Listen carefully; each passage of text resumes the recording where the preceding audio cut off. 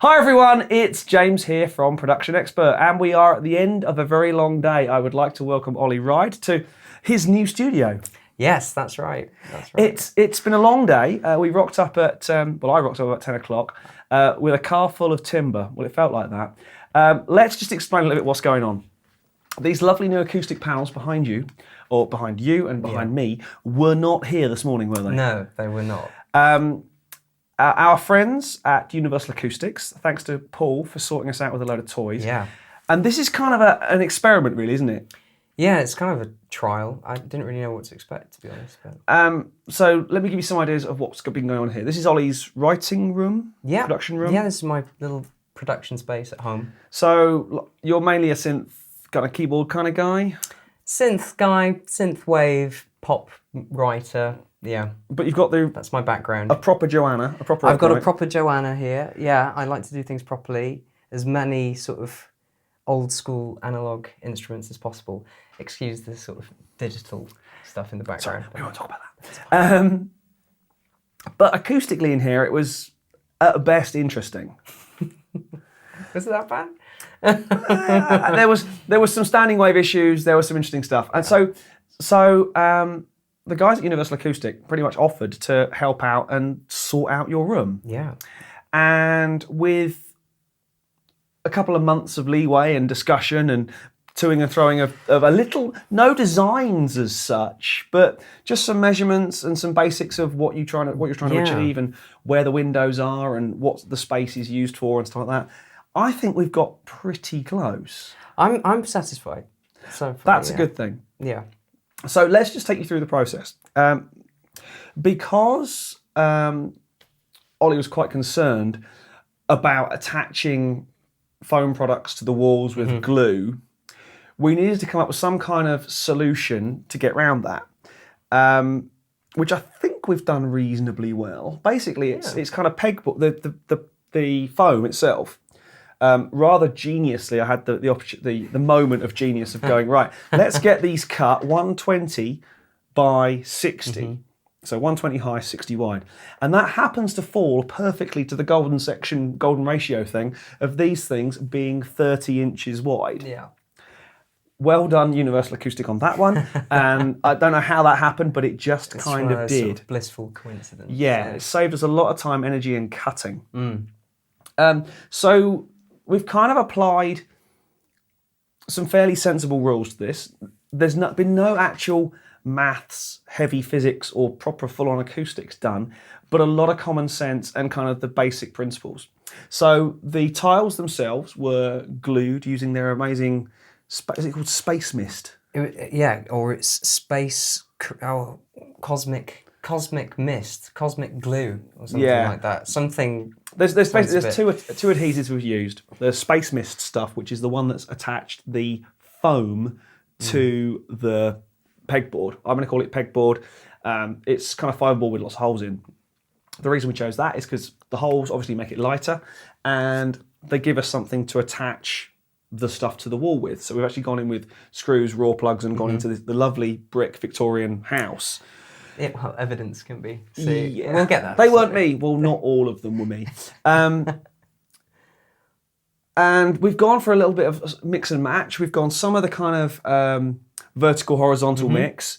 The ones that we've put on behind the listening position, effectively, where we are here, this is the listening position, about here. So those two are behind. We've got two in front in the alcoves. There's a few alterations you're going to make, aren't there, with kind of replacements of console and things like that. But this is just the first instance of it, really, just to see how it was going to work, and more or less, it kind of hit the nail on the head. Really, I don't think there's going to be anything too drastic that I would change. Certainly, I think we've certainly tamed the standing waves a bit in a big way. This is a rectangular room, reasonably high ceiling, sort of Victorian property. Americans, you won't know what that means. Older than 100 years or thereabouts. But it seems to be working. I mean, there's a certain natural resonance coming back from the piano. Obviously. We're never going to get around that. It's a big, highly strung, in-tension thing. Overstrung. Put the sustain pedal down. We've got to get a lovely kind of natural ring in here. Absolutely, We've also got 6 actual foam panels, foam diffuser panels. And that's a little bit of a kind of work in progress, isn't it? Yeah, I mean, we've just been figuring out how we're actually going to address what was a fireplace beforehand. But I think I'm gonna have shelving installed and stuff. So it's just maximising the space, but also getting the best result for the sound as well. So a kind of a natural kind of what we're going to call a bookshelf diffuser. So something in that space in there. So not to have to use the let's call it polystyrene, the hard foam diffuser. And I think either on the back or with a bit of engineering up on the ceiling might be the place for that to stop the reflections of the ceiling. Yeah, I think that might require another visit though, if that's the case. Yeah, or actually someone who's brave enough to drill into the ceiling. Yeah, not me. Well done, by the way, for actually letting me drill into your walls, because you had no idea of my DIY prowess or lack thereof. No. I've been pleasantly surprised. I think you've sort of exceeded my expectation. I mean, there was one moment where I was a little bit. Yeah, we won't talk about that. 10 out of 10. There we go. See, ladies and gents. Building my place has paid off. So the foam is kind of a work in progress, and I think actually that's a fairly good description of where we're at. We also have 4 of the corner bass traps. Yeah.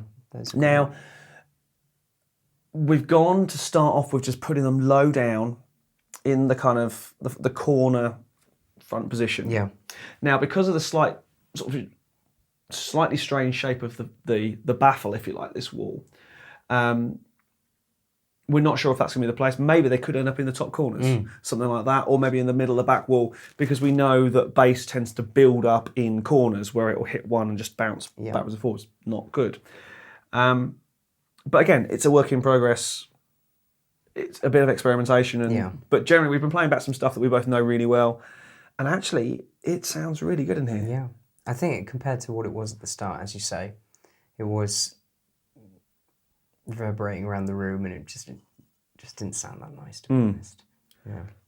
So I'm looking forward to sort of getting stuck into some sessions and stuff, and seeing how it actually sounds in relation to my stuff, what I do. So, yeah.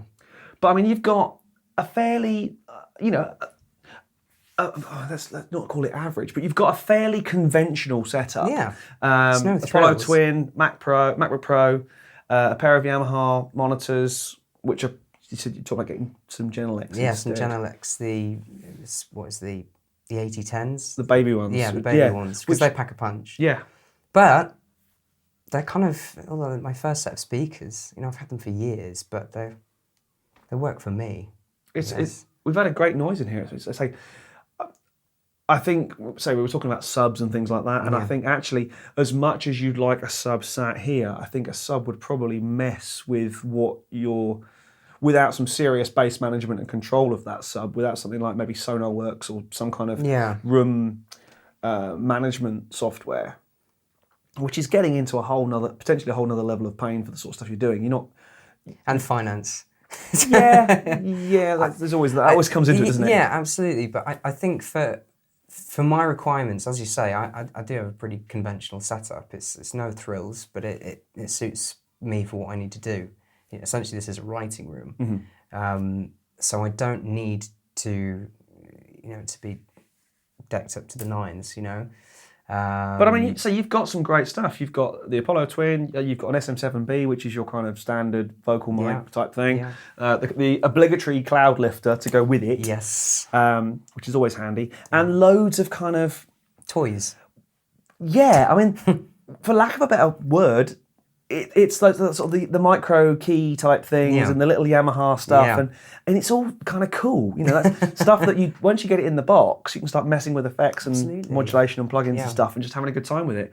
And I think we're hearing that more and more, that people are getting organic sounds or getting synthesized sounds or kind of, for lack of a better term, retro kind of sounds, getting them in the box, starting messing with them, guitar effects, pedals, all that sort of stuff. I mean, that's where my experimentation goes, I think, down sort of pedals and outboard. I've got all of the electro harmonics, the Electro Mistress flanger and the Big Muff and all the pedals through there and stuff. But I like toys and trinkets, particularly older stuff. Yeah, the Bontempi organ I think is awesome. Yeah, which is kind of that took me back to childhood. And if it's one of those ones where it has the fan that whirs Oh up, yeah, yeah. It's probably far older than I am, but it sounds cool. they have a sound to them, don't they? Yeah, some would sort of describe it as fantastically naff, but I think it's quirky. And again, once you get it in the box, you can play with it any which way you like. You know, it's the same thing with the rhythm arranger, the drum machine. You know? That's cool. That's very Yeah. cool. I like that. Yeah, and the good thing about where I am in Brighton, there's always these sort of bric-a-brac shops that you can go to and pick up all interesting sort of things. So. Yeah, there's a couple where I tend to holiday quite a lot on the Isle of Wight. There's sort of 3 or 4. I won't go as far as to call them music shops, but they have instruments in them. Okay. And I've picked up some great gadgets and stuff. I picked up an old Valve tape echo. Oh, really? An old Selma tape echo from the 40s. Sounds absolutely amazing. Just even if you don't use the echo, just run everything through it. Just use that really big fat valve sound. Getting back to all things acoustic, just for a minute, there were a couple of problems, weren't there? The 2 big problems were, first of all, the door. The dreaded door. Which, quite frankly, we bottled until the last minute, didn't we? We've gone by the reflection method to work out where we were trying to put all the panels and stuff like that, and then a certain amount of aesthetic and common sense kicked in. So if it was yay far out of centre, and you like me have got serious OCD when it comes to balance and line of sight and stuff. And symmetricality and all that sort of symmetry, I should say. Yeah, if it was this far out, we've made it work. Yeah. So the theory, through the listening position, the left speaker to the right rear, and through the right speaker through the listening position to the left rear, to stop any kind of reflection back through the corner and back out. Now, in an ideal world, where we have the side panel, because obviously that, again, pointing that way is the listening position. The side panel this side is catching anything from this speaker going that way and that speaker going that way. And again, ideally we'd have 2 in the reflection points. But on the wall, effectively behind you, is a window. Which is a problem area. Yeah, we're not going to start putting an acoustic panel across the window. No.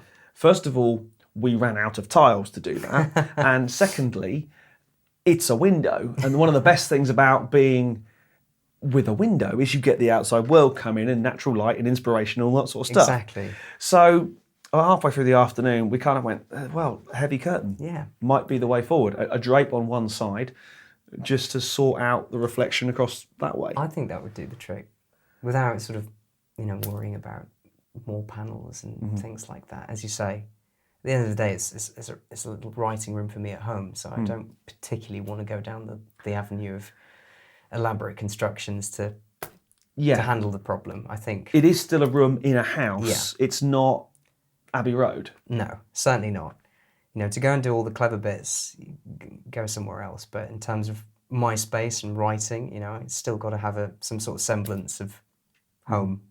And I think the other problem area at the moment is the ceiling, is the reflections from the ceiling. Again, that's probably a semi-architectural solution. I vote out for that one.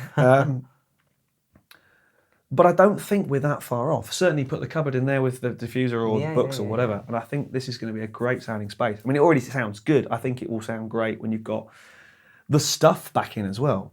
Yeah, when you've got your stuff missing. Yeah. Because everyone does that, don't they? They go, I'll turn this room into a studio, and they take everything that's nice about a studio out. Exactly. So I don't want to do that. I think, it's all got to come back in and turn back into my sort of playroom, my man cave. So what's your first project in the newly acoustically treated? First project, I am working with a producer called FM84 in San Francisco. We're actually doing a follow-up record because we just did the last record, Atlas, went sort of semi-viral on Spotify and YouTube, things like that. We like that. Which is, again, talking about the old school analog instruments and synthesizers. It's very much in that sort of synth pop, synth wave canopy. So we're working on a follow-up to that, which, fortunately, people's ears are starting to prick up as well. So, and then I'm probably going to be working on, that's going to take me Is the next few that months. project with you as the artist, as the featured artist? Yes. So I'm basically the vocalist and songwriter for it, but I work with the producer Cole. He's based in San Francisco, and oddly enough, we've never actually been in the same room together. So, but that's what I love about modern collaboration and stuff like that. You're primarily a Logic guy, aren't you? yes. I won't hold that against you. Oh, thank you. Thank you. You're the Pro Tools man, aren't you? Well, something like that. It's the industry standard, yeah. Yeah, yada yada yada. You're only jealous. Yeah. But thank you so much for letting us come in and take over your space. No, thank you for coming down and taking over it. Let us know how you get on, any changes you make. Yeah, I will do.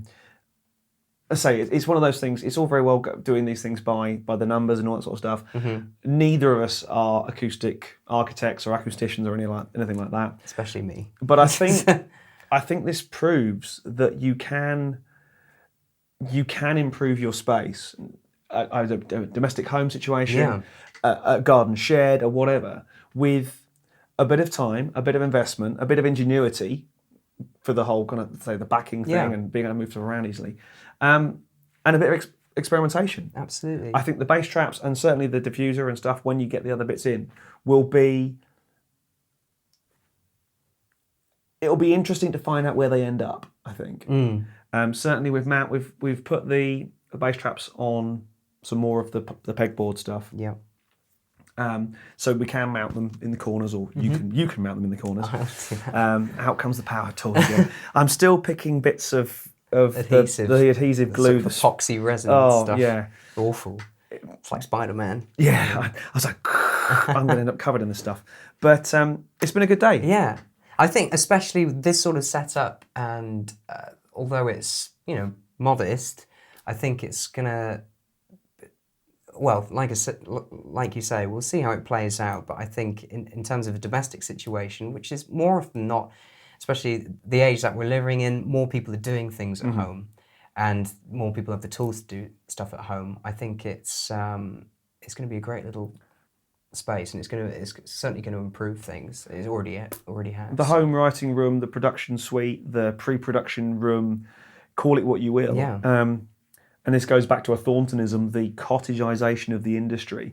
No one goes to expensive writing rooms at Metropolis or anything like that. Or you maybe have your room there. Only if someone else is paying for it, of course. Of course.